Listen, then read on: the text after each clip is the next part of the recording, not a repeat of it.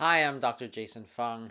Today we're going to talk about advanced dietary strategies to lower your blood glucose and treat your type 2 diabetes without necessarily cutting carbohydrates. When we think about the disease of type 2 diabetes, remember that we're talking about a disease where our body simply has too much sugar. Carbohydrates, that's starches such as potatoes, rice, and bread, they contain glucose. That's their chemical structure. There's nothing you can really do about it. So when you're eating carbohydrates, you're eating glucose, and therefore your blood glucose will tend to go up.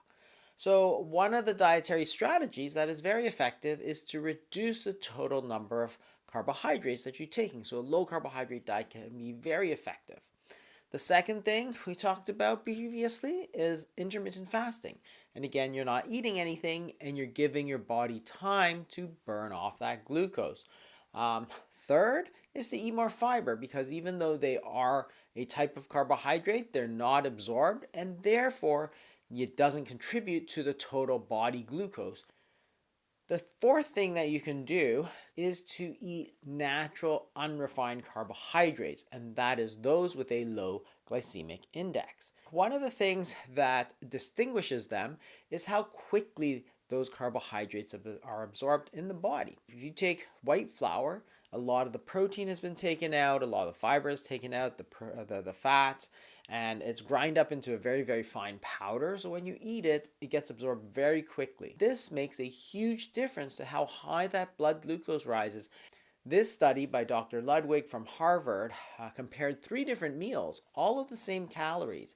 A high glycemic index breakfast, which was instant oats, a medium glycemic index breakfast of steel cut oats, and remember, the high and medium glycemic index not only have the same carbohydrates and calories, but they're actually the same food. They're just prepared differently, and this is what is called the food matrix.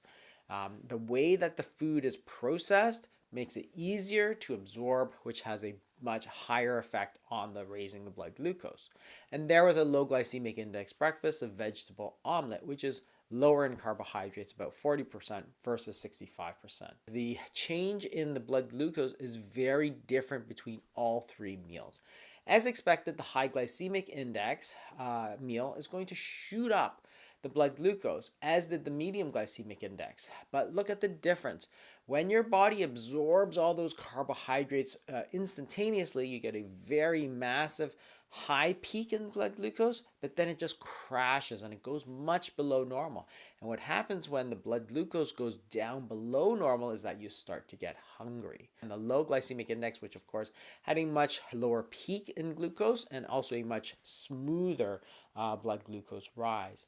At lunchtime, what they found was that the people who ate a high glycemic index breakfast, the instant oats, were much more hungry and therefore they ate much more.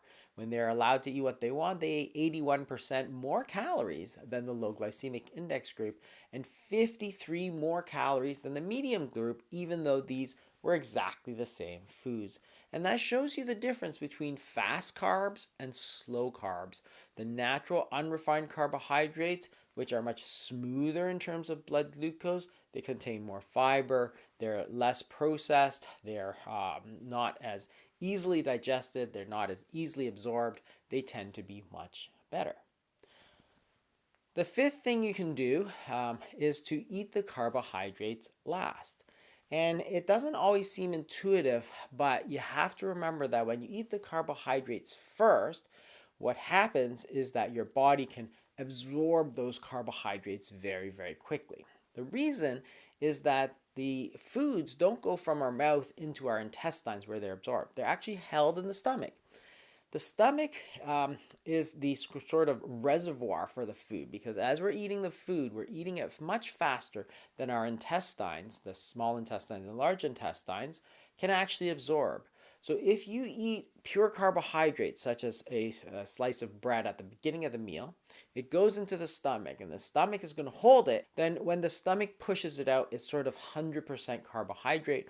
When it's 100% highly refined carbohydrate, the blood glucose is going to spike. If you eat proteins and vegetables first, what happens is that by the time you get to the carbohydrates at the end of the meal, when it goes into the stomach, it's actually going to be mixed around with all those proteins and fats and vegetables and all that sort of thing. When the stomach pushes out a bolus of food into the intestines for it to absorb, there's a bit of protein, there's a bit of fat, there's a bit of carbohydrate. So therefore, that blood glucose rise is much, much slower, and that makes a big difference. The average serum glucose was much, much lower when you ate the carbs last versus eating the carbs first, even though the two groups of people ate exactly the same meal. It was the food order that made a difference. In this follow-up study that they did, they showed again if you ate the carbs first, which was bread and orange juice, you got this massive spike in your blood glucose, and then it just crashes to the bottom. When it crashes, you're going to get hungry, which is going to make you go look for food and something to eat, as opposed to eating the chicken breast first or the broccoli first and then the bread last. You see that the blood glucose is much smoother despite the fact that both groups ate the exact same meal. Number 6, don't eat naked carbs. You can add something like vinegar or acidic foods to actually slow down the absorption. They did a very interesting study where they compared bread and bread with lemon juice. And the idea is that organic acids are going to inactivate some of the salivary amylases, which are the digestive enzymes in our saliva that breaks down carbohydrates. Because the acidity inactivates it, the carbohydrate is not broken down. So by the time it gets into the stomach and then into the intestines, there's much less available that's already broken down into individual glucose molecules for it to absorb. So what they found is that the amount of starch that is going to be released is much, much lower. And that not only works with lemon juice, but also all kinds of acids. So acetic acid, which is vinegar, or lactic acid, which is fermented and pickled foods, can also have this effect. This is a study where they looked at bread with butter versus bread alone. And this goes to the idea of the naked carbohydrates. If you take the bread, you can see that the area under the curve or the glycemic index are both higher. Glycemic index of 71. When you eat it with the butter or with olive oil, for example, you can drop it to 50, which is almost a 1/3 drop in the glycemic index simply by taking some olive oil with the bread. So the traditional way that some people do with the olive oil and the vinegar and dipping it can be very useful. The acid is going to slow down the digestion by blocking those salivary amylases, and the olive oil makes it gives it the intestines something else other than the pure carbohydrate. Number 7, add resistant starch. Resistant starch is a form of starch that your body cannot absorb. So starches are glucose.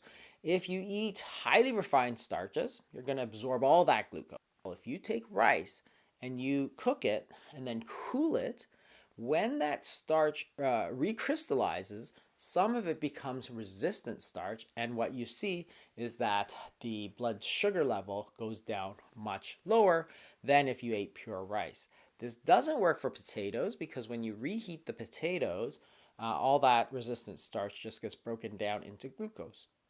However, if you eat cooked and then cooled potatoes, such as potato salad with some vinegar, for example, that means you're going to create some of this resistant starch in the potato, and then the vinegar is going to help that further slow down the rise. Number 8 is to walk within 30 minutes of eating. If you compare eating a meal and then walking compared to walking and then eating a meal, there's actually a major difference in the blood glucose. Why? Because after you've eaten a meal, there's all this glucose. And when you walk, you're going to encourage your muscles to start burning that glucose rather than storing it away. And because you don't want to store as much of it away, your insulin levels are going to fall. So, for example, in this study, they found that when you had a walk before the meal, it didn't really do much to the blood glucose. You see that the blood glucose there is about 6.5 after the meal. However, if you walk immediately after the meal, it's going to go right down to about 5.6 or so. So it's actually a significant drop. If you wait 30 minutes, it's sort of in between, and the longer you wait after the meal, the less effect you're going to get. And number 9, don't eat the late carb heavy meal. And the idea is that the later you eat, the more your body wants to store it away. Because after you eat, you're going to go to sleep, and therefore the body knows this, and therefore it's going to tell your body to store more of it away, and we don't want to store it away. If you look at this study, for example, comparing the same meal, but taking an early dinner versus a late dinner, you can see that the blood glucose rises much higher in the meal that you take later. And the difference is only a few hours. It's a difference between a 9 p.m. dinner and a 6 p.m. dinner. So for sure, you need to avoid those late meals for a couple of reasons. One, if you eat late, there's no way you can burn off that energy. You're going to get a higher rise in insulin, and you're not going to be able to make up for it. You're less likely to go for a walk afterwards because it's late. And then the third thing is that you're not going to be able to make up for it by eating less. If you eat a big breakfast, for example, you can always make up for it by eating less at lunch or dinner. But if you eat a very heavy late meal, there's nothing you can do. The day is over, you're going to sleep, all of that's going to get stored away. So those are some additional ways, other than just eating less carbohydrates, to lower your blood glucose naturally. Thanks very much. We'll see you next time.